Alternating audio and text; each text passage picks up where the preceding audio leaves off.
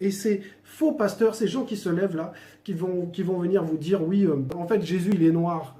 Mais ça n'a même pas de sens de dire que Jésus est noir.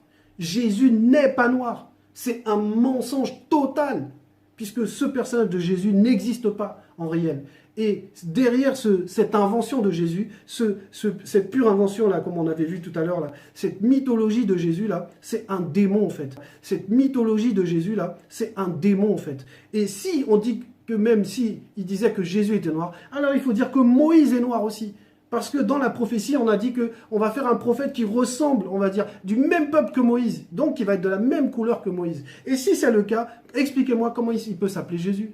Comment son histoire peut se passer, là, soi-disant, dans la Palestine, là-bas, où il y a, on va dire, que des métis, et que lui, ce noir-là, va se déclarer le roi des Juifs, mais on va le fouetter comme il faut. Et vous voyez, tout ça là, ça n'a pas de sens, parce qu'ils essayent de sauver ce personnage de Jésus là, ils essayent de le rendre encore crédible, alors que c'est le Père Noël pour les adultes. C'est le Père Noël pour les adultes, il n'existe pas. Il va jamais revenir, il va jamais descendre avec des cadeaux, c'est-à-dire le salut et tout ça, ça c'est faux. Ça n'arrivera jamais, parce qu'il n'existe pas. Donc on est dans ce genre de personnes, ceux qui sont égarés, qui veulent enseigner, qui ne comprennent ni ce qu'ils disent, ni ce qu'ils affirment.